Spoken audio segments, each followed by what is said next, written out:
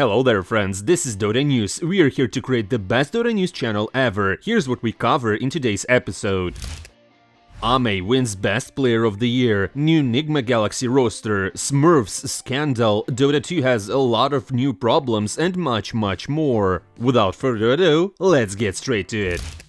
And we shall probably start with somewhat sad news. According to Esports charts, Dota was only ranked 4th in terms of viewership this year. Overall, the total amount of hours of views for the year were 364 million. And the largest amount of concurrent viewers was 1,044,000 people. And as you can guess, the only problem is that League of Legends and their mobile version came in 1st and 2nd places respectively. And you know what, they're too far away, they're almost unreachable, and I don't believe anyone will ever beat them, apart from other Riot games. We can only hope that this year Dota will gather more people around it, and that's all. We may have lost the battle, but not the war yet, if there is one going on.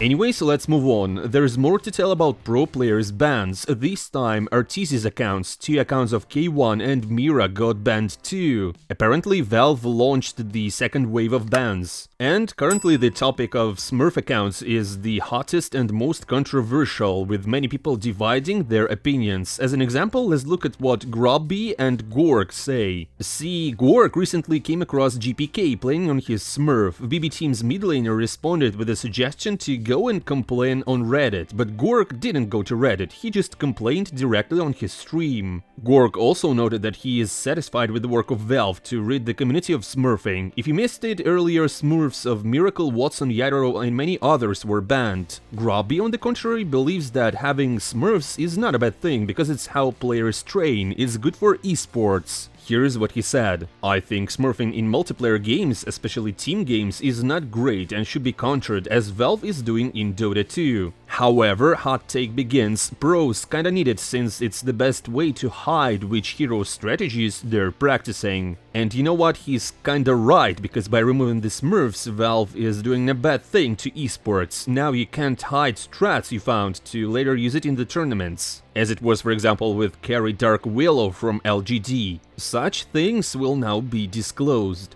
Dear friends, what do you think about this situation with Smurfs? Maybe you're a high MMR player who got banned from low-rank accounts and now you can't play with your friends. Share your opinion or story on the comments below. Also, one of the problems with Dota is the behavior problem that Mason brought up again. On his stream, he didn't report the cheater, but rather liked him. Why did I like him instead of complaining? I don't know, bro, I'm not a damn cop. What do you want me to do? It's not my job to catch dudes like that, it's Valve's job. Not my job, not my job, not my job, and not my job. Valve doesn't solve the decency problem, and I don't complain about cheaters, all is fair. And although it's rather surprising, Mason is right to some extent. But you know, it's Valve, they don't do anything, and you kinda need to get used to it. Also, another Dota problem has been shared by many pro players, but this is already about pubs. And most of the players think that the pubs are the worst in NA region. Which regions have the worst pubs, based on my experience?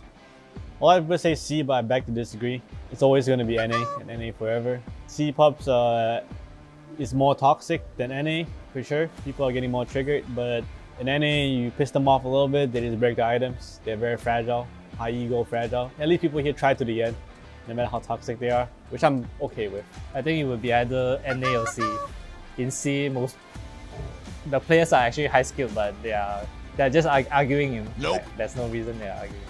It has to be North America. Yeah, I mean, like, people talk about how bad Southeast Asian pubs are, but my biggest irritation with pubs is whenever people give up. And people don't give up in Southeast Asia. They'll be very annoying, but they won't give up. But in North America, you don't use one of your cooldowns and then the dude's running down mid, left and right. And if they're not running down mid, then you're having to play psychologist with them and trying to talk them off the ledge the entire time. So NA pubs, insufferable. Can't take it. I know it's you insufferable out. NA has the worst pubs ever. Because people give up there, and I hate that. Like, I can tank the flame. Like, I think EU is super flamey, but I can tank it because at least they play the game till the end and they try really hard. To me, it's all about winning. Like, I enter a Dota game to win it. So if people are actually gonna give up on trying to win the game, to me, it's the worst experience. 应该是哪里的呢？美国的吧，好像还是南美的。Probably at TI. I think playing NA pubs was an eye-opener in many ways. I mean, I feel like every other game in NA, you know, someone's running down mid or like, I don't know, North America had a lot of unique experiences. I feel like people, they just open their microphone and then they just tell you their life story and none of it has to do with Dota. They're just like talking about how they feel while playing the game instead of just like, you know, playing the game. And I found that to be quite frustrating. North America, without a doubt. My region listing from my experience in pubs goes like this. It goes Europe, Southeast Asia, China, North America. That's my experience. I know people hate on C pubs. I think they're perfectly fine. I have no problem talking. I get into plenty of all chat wars with people insulting each other in Southeast Asia, but as long as you don't give up on the game, that's all that matters to me. And North America gives up on the game by far the most. It's not even close. There's the most griefers in NA. Yeah, it just goes up from there. USCs. People there just, it got a little bit better than when I used to play on that region, but people would just destroy their items and walk down mid every other game. So it feels like sometimes I would have some days where 5 games in a row, somebody was feeding or ruining the game. On days like that, I wanted to quit. I wanted to quit Dota. And yeah, you cannot help but agree with this take, because it's unplayable in NA and many pro players even before highlighted this problem. But I mean, what you can do? I'm playing in the Western Europe, I'm okay.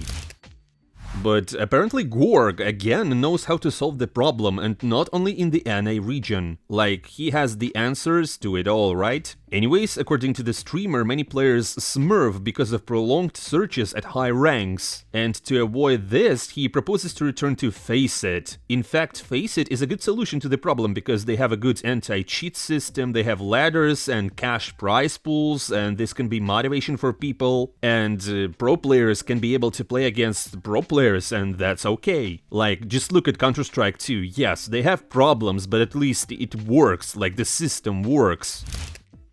But let's get back to the biggest news of the day. Nigma parted ways with RMN and GHOST, most likely due to their poor results in the qualifiers. Was it their individual play or bad communication? Let's find out by looking at a few of Nigma's matches. For example, the meeting with PSG.Quest, where they easily won the first map. But, well, in the second and third maps, they were awful. The second map was designed for Miracle. Nigma picked skill-based heroes, Invoker, Kanka, Phoenix and Batrider. But except that, Nigma lost all their lanes. Finally, they were destroyed in teamfights, to be precise, by the fact that they didn't execute their heroes properly. Yeah, that's a line with 900 HP there. Nigma's main problem is their unplayable drafts, to be honest. Also, their individual play is clearly not up to tier 1 level yet. The situation on the map became so unplayable that Nigma couldn't do anything about PSG.Quest. On the third map, the draft looked a little better, and when supports play with Sumail, Nigma looks pretty good. Except the fact that the game was over back during the draft stage, when they gave away Naga to TA2000. Another problem here is Nigma's decision making. Fighting 4vc5 without thinking is an extremely rash decision, and most likely the initiator of all this was Gorgc, who was just walking near the Lotus pool. But maybe PSG.Quest is too strong and Nigma just didn't get into the shape yet. After all, it was their first matches in the new lineup. So let's consider a simpler opponent for them in the form of Winter Bear. Individually, on the first map, Nigma looked clearly stronger, although the draft once again was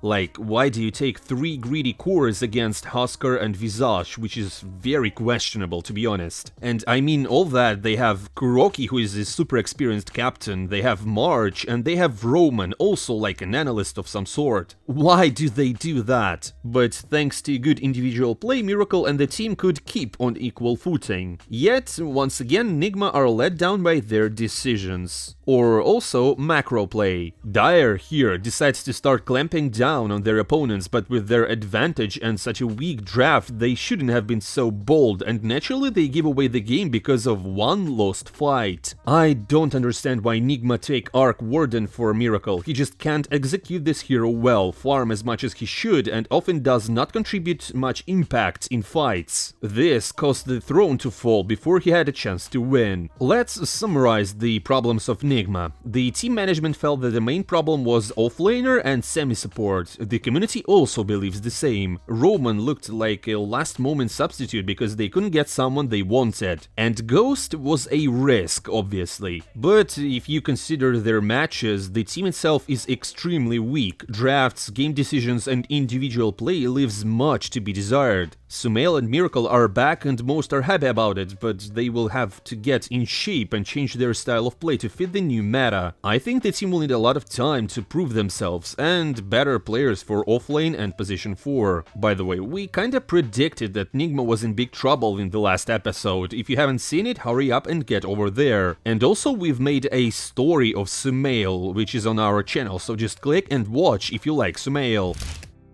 And by the way, speaking of transfers, Nigma already have possible candidates. According to no one, GH may finally return. Well, it turns out that Nigma will soon get back to their standard and common and all-known lineup, but without mind control, since he already shines in Tundra. Like, I'm so pleased to see him play in a good team. Anyways, guys, who do you think will be Nigma's new offlaner? Who can suit their style? Write your thoughts in the comments below. Now let's move to tournaments. More information came about the closed qualifiers for ESL One Birmingham. Oh my, I would love to go there. Anyways, according to the organizers, Azure Ray, OG and Virtus.pro have already been invited to the closed qualifiers. We will see a total of 12 teams at the tournament, 8 of which will come out of the closed quals.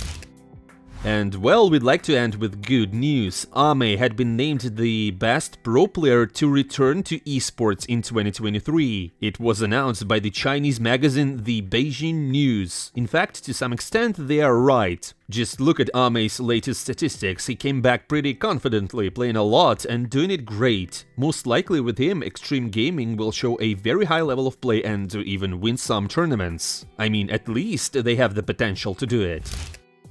And you know what? That's all for today. Thank you for watching. Don't forget to leave your feedback in the comments below, because it's really important for me to improve by listening to you guys. Also, hit that subscribe button to follow the best Dota 2 news channel. I'm not saying goodbye for a long time. See you soon.